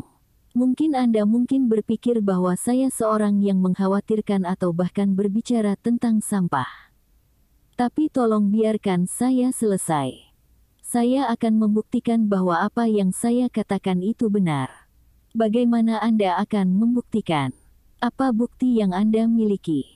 Kirilenko masih berteriak. Meskipun dia masih marah dan ingin memukul Feng Yu, dia bahkan tidak berpikir untuk menutup telepon. Kirilenko masih belum menyadari bahwa dia perlahan menerima apa yang dikatakan Feng Yu, itu berawal dari teori Feng Yu tentang unifikasi Jerman. Saudaraku Ki, aku akan mengatakan satu hal lagi untuk membuktikan maksudku. Presiden Anda Mikhail Gorbachev terus mengeluarkan reformasi baru. Reformasi ekonomi, reformasi institusional, reformasi militer, dan bahkan reformasi partainya. Beberapa waktu lalu, Presiden Mikhail Gorbachev mengatakan bahwa dia akan mengizinkan dan mendorong sistem partai yang lebih. Ini adalah titik awal. Kirilenko terkejut. Rumor semacam ini hanya dibahas di antara para pejabat tinggi. Kalau bukan karena ayahnya menyebutkan tentang ini di rumah, Kirilenko juga tidak akan tahu. Bagaimana Feng Yu tahu tentang ini? Juga, Feng Yu mengatakan bahwa itu adalah titik awal. Apa titik awalnya? Titik awal runtuhnya Uni Soviet. Ini konyol. Bahkan jika Presiden Mikhail Gorbachev berhasil, lalu bagaimana? AS juga memiliki dua pihak. Banyak negara di dunia memiliki multipartai dan tidak ada yang terjadi. Selanjutnya, militer masih di tangan Partai Komunis dan mereka masih memiliki KGB. Apa yang bisa terjadi? Kirilenko tidak bisa menerima apa yang dikatakan Feng Yu jika ini buktinya. Feng, bukti apa ini? Kata Kirilenko. Sekarang dia lebih tertarik pada teori-teori mengkhawatirkan apa yang bisa muncul Feng Yu. Baik, Saudara Ki. Senang sekali Anda bisa tenang dan mendengarkan saya. Apakah Anda tahu apa kelemahan reformasi? Jika reformasi dilaksanakan perlahan, saya tidak akan sampai pada kesimpulan ini. Reformasi ekonomi telah gagal dan presiden Anda menginginkan politik. Apakah Anda berpikir dengan kemampuannya ia akan berhasil? Pada akhirnya, partai-partai oposisi akan lebih kuat dan mendapatkan lebih banyak dukungan. Untuk mendapatkan lebih banyak dukungan militer, presiden Anda akan berfokus pada pengembangan militer daripada ekonomi. Dia hanya ingin pasukan yang dia kontrol menjadi lebih kuat. Kirilenko terkejut. Situasi di Uni Soviet benar-benar seperti apa yang dikatakan Feng Yu. Reformasi ekonomi seharusnya meningkatkan standar hidup rakyatnya, tetapi pemerintah memberikan lebih banyak anggaran kepada tentara. Ini semakin memperburuk situasi ekonomi. Reformasi gagal Presiden Mikhail Gorbachev akan menjadi titik awal. Feng Yu tidak menunggu Kirilenko untuk menyela dia dan melanjutkan. Saudara Ki, jika Anda memiliki kesempatan untuk mendapatkan lebih banyak wewenang dan kekuasaan sekarang, apakah Anda akan menyerah? Tidak ada yang akan menyerah, kan? Maka semua orang akan bertarung satu sama lain dan apa yang menurut Anda akan menjadi hasilnya? Perang sipil. Dua kata ini muncul di benak Kirilenko. Tangannya yang memegang telepon bergetar. Mustahil, bagaimana bisa ada perang saudara di Uni Soviet? Ini tidak mungkin. Kakak Qi, jika kamu masih tidak percaya padaku, maka aku akan memberitahumu nama yang mungkin kamu kenal. Orang ini layak dilayani oleh ayahmu dan seluruh keluargamu. Selama ayahmu mengikutinya, ayahmu akan dipromosikan dan status keluargamu juga akan meningkat. Siapa?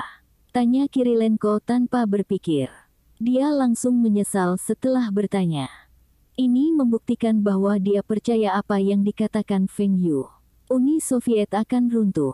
Bapak Yeltsin, yang juga merupakan ketua Soviet tertinggi Rusia saat ini.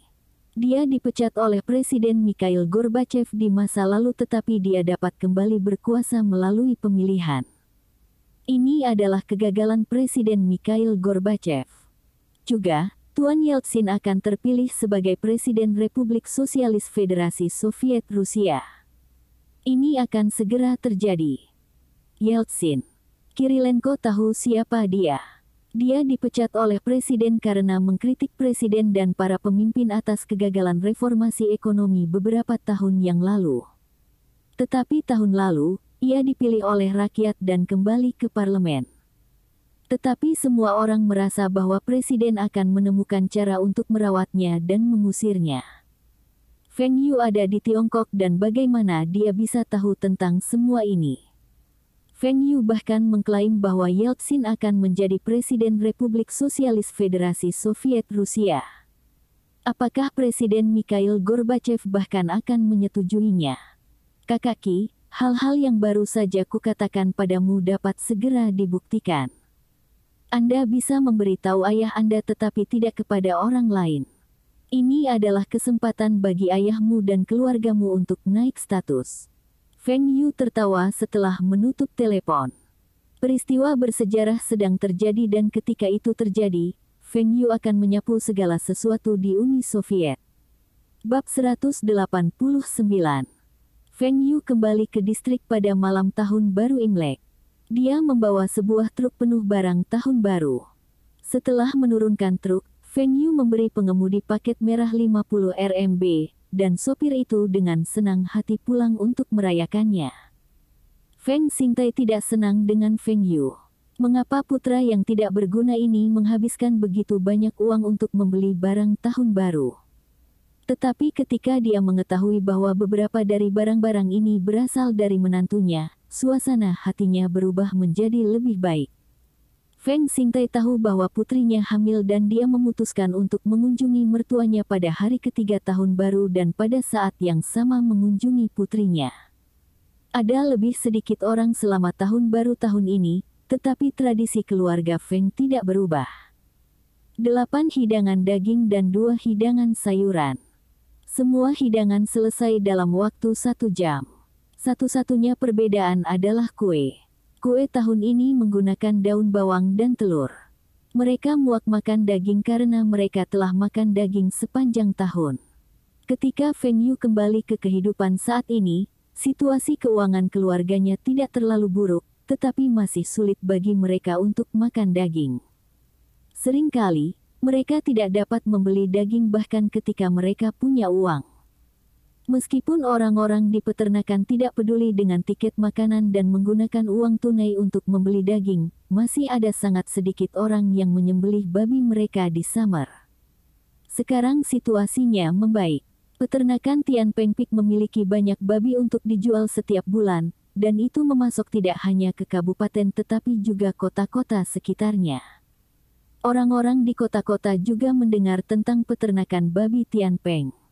Tian Peng Pig Farm saat ini merupakan pemasok daging babi terbesar di kota Bing.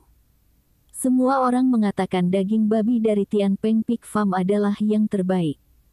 Dagingnya empuk dan segar. Selain itu, Tian Peng Pig Farm menjamin bahwa mereka tidak menggunakan babi yang sakit atau babi yang mati. Tidak yakin kapan itu dimulai, tetapi ketika orang-orang di kota Bing pergi ke pasar, mereka akan bertanya pada penjual daging babi satu pertanyaan. Apakah ada daging babi Tian Peng hari ini? Setelah 1 tahun beroperasi, merek Tian Peng Pig Farm telah mendapatkan kesadaran di kota Bing, bahkan beberapa penjual daging babi dari kota-kota di wilayah utara juga datang ke Tian Peng Pig Farm untuk membeli daging babi. Mereka mengatakan bahwa daging babi itu untuk para pemimpin di kota mereka. Feng Xingtai bangga mendengar bahwa para pemimpin memakan daging babi. Dia lupa bahwa dia telah mencoba untuk menghentikan Feng Yu dari membeli peternakan babi ini dan memperluas dan mengubahnya menjadi peternakan babi modern. Selama tahun baru, stasiun TV provinsi, dipimpin oleh Profesor Su, mewawancarai peternakan Tian Peng Pik. Program ini adalah program 90 menit, dan peternakan Tian Peng Pik ditampilkan selama sekitar 60 menit. Para pemirsa tidak begitu ingat mesin canggih yang digunakan di pertanian. Mereka hanya ingat kuping digantung di pintu masuk. Babi berpikir untuk menjadi gemuk. Orang-orang berpikir untuk menjadi terkenal. Kuplet ini menjadi bahan pembicaraan di kota. Profesor Su, seorang profesor pertanian, memiliki banyak koneksi. Sebelumnya, ia tidak mendapat sponsor, dan profesor-profesor lain di universitas merasa bahwa konsepnya tentang peternakan babi yang dimodernisasi hanya bisa ada secara teori dan tidak praktis.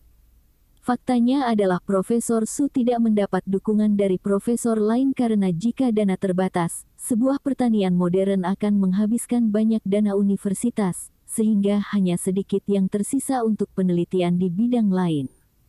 Setiap tahun, universitas mendapat dana terbatas dari pemerintah, dan karena itu adalah universitas pertanian, ia menerima dana yang lebih rendah dibandingkan dengan universitas industri.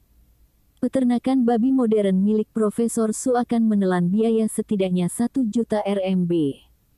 Pendanaan rata-rata yang didapat setiap profesor untuk penelitian mereka adalah kurang dari 10.000 RMB. Peternakan babi modern milik Profesor Su akan menggunakan dana 100 studi lainnya.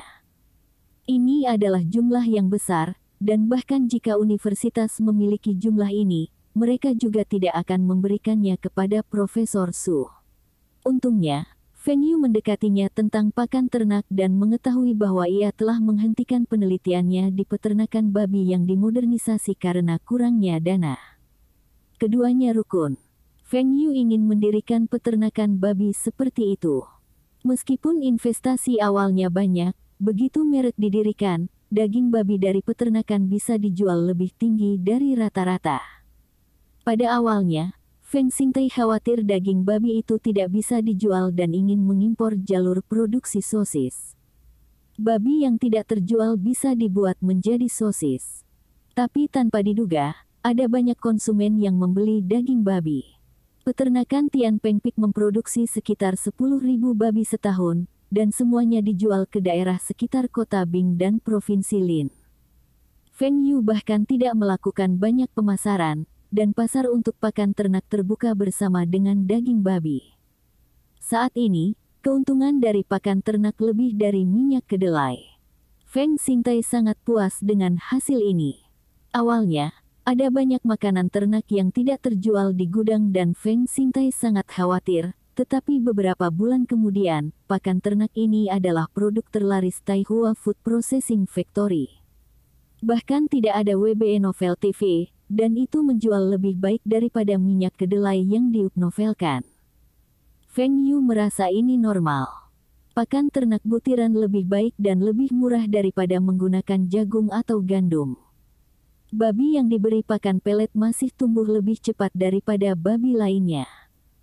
Selanjutnya, pabrik pengolahan makanan Taihua mulai memberikan kredit kepada pelanggan mereka. Pabrik pengolahan makanan Taihua akan memasok pakan ternak terlebih dahulu, dan IOU akan ditandatangani. Setelah babi dijual, maka pelanggan akan membayar jumlahnya.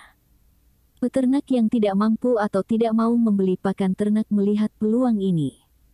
Mereka bergegas membeli pakan ternak secara kredit. Ini hampir seperti pinjaman tanpa bunga. Dengan menggunakan model penjualan ini, pakan ternak menembus pasar dan dengan cepat memperluas pangsa pasarnya.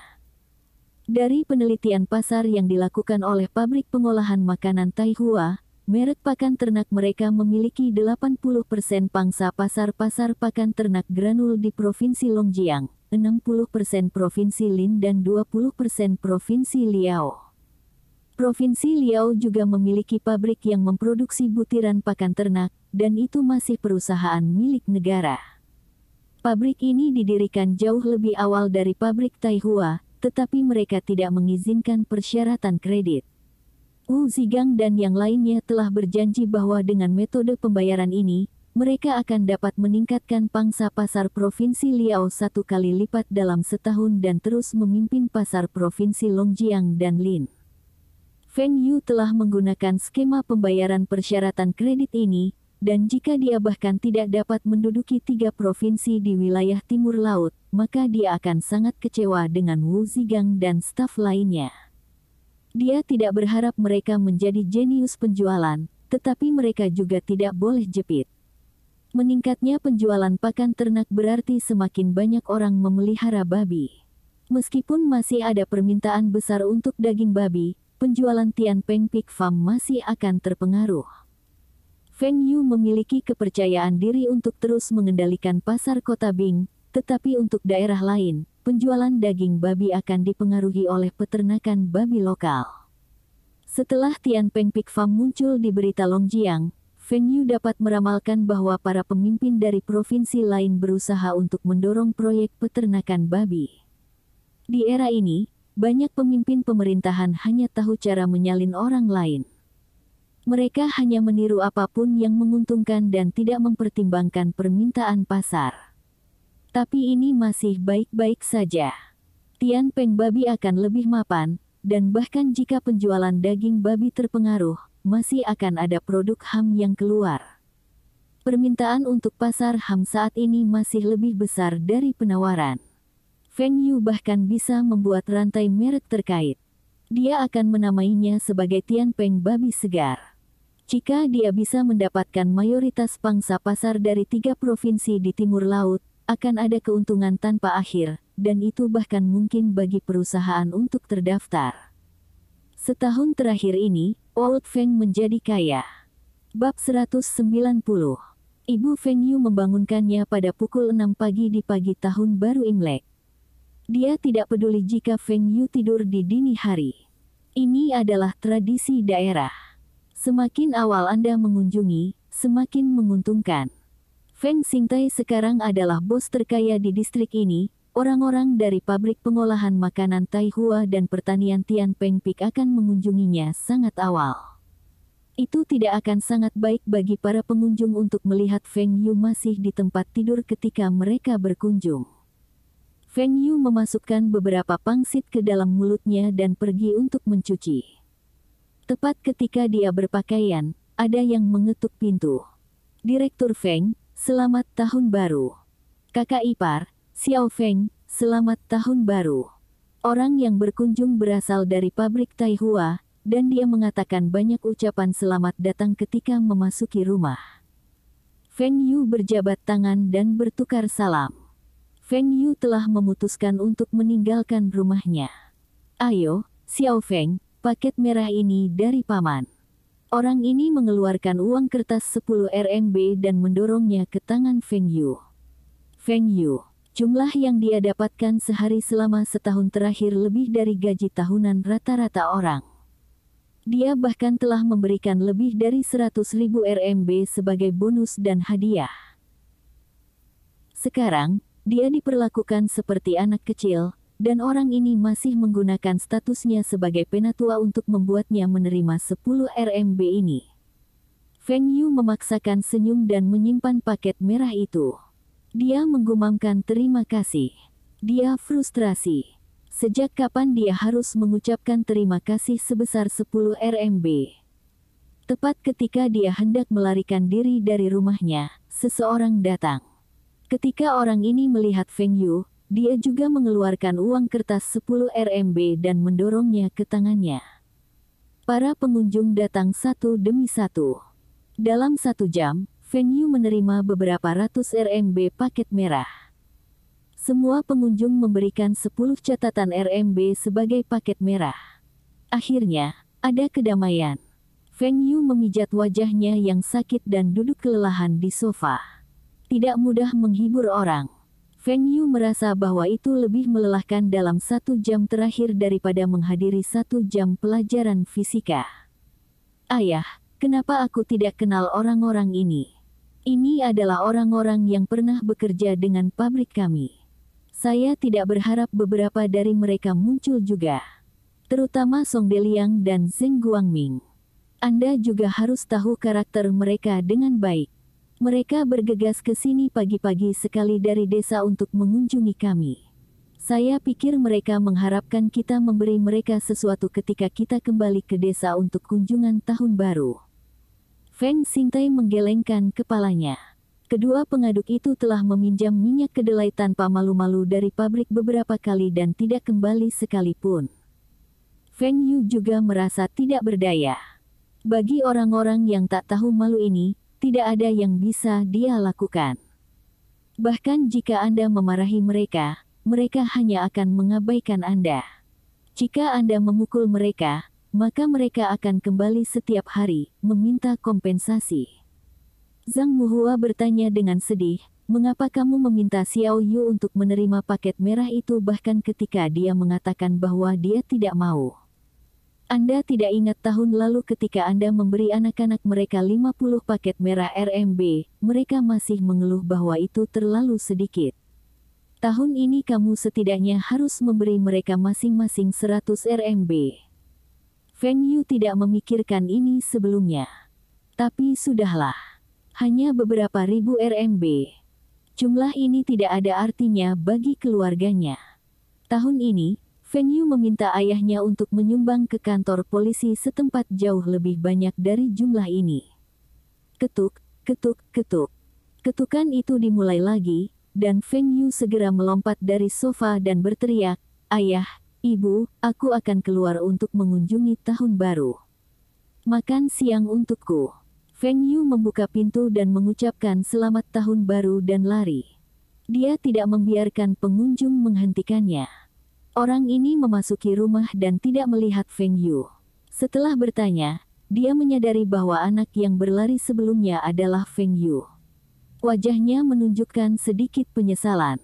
Putra Feng Xingtai tidak ada dan dia tidak bisa memberinya paket merah. Dia juga tidak yakin apakah Feng Xingtai akan memberikan paket merah kepada anak-anaknya ketika mereka bertemu. Setelah meninggalkan rumah, Feng Yu pergi ke rumah Wen Dongjun dan mengetuk pintu. "Selamat tahun baru. Xiao Yu, kamu di sini. Masuklah." Ibu Wen Dongjun melihat Feng Yu dan mengundangnya ke rumah. Dia iri pada Feng Xingtai karena memiliki putra yang cakap. Feng Yu memasuki rumah dan memperhatikan bahwa beberapa orang sedang duduk di sofa. Mereka tampaknya adalah orang-orang dari Departemen Pertanian dan bawahan Wen De Guang. Wen Dongjun sedang duduk di sudut dengan lesu. Ketika dia melihat Feng Yu, dia langsung melompat. Dia akhirnya dibebaskan. Para tamu pergi ketika mereka melihat Feng Yu masuk. Ibu Wen Dongjun membuang gelas kertas ke tempat sampah. Sudah ada banyak cangkir kertas di tempat sampah. Suaminya telah menjadi seorang pemimpin dan semakin memiliki otoritas. Mereka tidak menjadi lebih kaya, tetapi beban kerja suaminya menjadi lebih berat. Suaminya tidak menerima hadiah, namun ia masih harus menjamu tamu.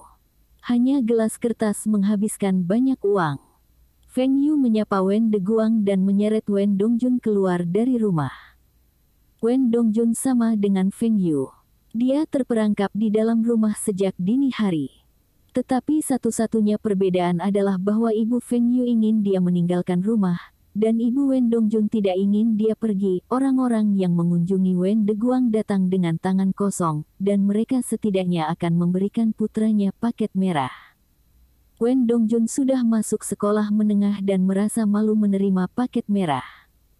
Tapi dia masih harus mendengarkan ibunya, jika bukan karena Feng Yu, dia masih harus tinggal di rumah untuk mengumpulkan paket merah.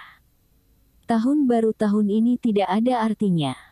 Kami tidak diizinkan pergi memancing es dan tidak diizinkan pergi berburu. Semua senapan disita awal tahun ini. Bagaimana kalau kita pergi mengunjungi teman lama kita? Wen Dongjun bosan, dan dia lebih suka kembali ke sekolah. Dua saudara ini pergi mencari Liu Kun. Lina telah kembali ke kampung halamannya untuk mengunjungi orang tuanya. Di rumah Liu Kun, mereka bertiga masih merasa bosan. Wen Dongjun menyarankan untuk mengunjungi teman sekelas lain, dan akan ada 4 orang. Dengan cara ini, mereka bisa bermain poker. Di rumah teman sekelasnya, orang yang membuka pintu adalah seorang gadis. Gadis ini juga teman sekelas mereka dari sekolah menengah pertama mereka. Ketika dia melihat mereka bertiga, dia terkejut. Mereka bertiga juga terkejut. Itu karena gadis ini menggendong bayi dan dia berpakaian seolah itu adalah rumahnya. "Sayang, siapa itu?" Seseorang di rumah itu bertanya. "Ini Liu Kun dan yang lainnya. Silakan masuk." Teman sekelas perempuan itu mengundang mereka ke rumah. "Sayang." Feng Yu dan 2 lainnya saling memandang. Keduanya bahkan tidak dekat sekolah, dan sekarang mereka sudah menikah dan juga punya anak. Tidak bisa. Keduanya masih terlalu muda. Di rumah, mereka bertiga duduk sebentar dan pergi. Sebelum pergi, Feng Yu memberi teman sekelas perempuan 30 RMB, mengatakan bahwa itu adalah paket merah untuk anak dari mereka. Setelah lulus SMP, pasangan ini tidak ada hubungannya dan mulai bermain bersama. Segera, mereka berkencan, dan gadis itu hamil. Aborsi di era itu adalah masalah besar. Jika itu adalah anak kedua, rumah sakit lebih dari bersedia untuk melakukan aborsi. Tetapi kebanyakan rumah sakit tidak akan melakukannya jika itu adalah anak pertama. Kedua keluarga mendiskusikan dan memutuskan untuk membiarkan pasangan ini menikah. Karena mereka belum cukup umur untuk didaftarkan, mereka hanya mengadakan upacara sederhana dan mulai hidup bersama. Ketika mereka mencapai usia legal, maka mereka akan mendaftarkan pernikahan mereka. Saat ini, pasangan itu bertahan hidup dengan bekerja di ladang. Feng Yu dan 2 lainnya mengunjungi beberapa rumah teman sekelas dan memperhatikan bahwa kehidupan mereka sangat jauh berbeda dengan teman sekelas mereka yang berhenti sekolah setelah SMP. Mereka tidak memiliki kesamaan untuk mengobrol. Pada akhirnya, mereka akhirnya menemukan teman sekelas yang juga belajar di SMA dan 4 dari mereka bermain poker untuk sementara waktu. Ketika mereka pergi di sore hari, Wen Dongjun menghela nafas. "Saya tidak menyukai tahun baru Imlek." Bersambung, terima kasih telah menyaksikan dan mendukung channel ini.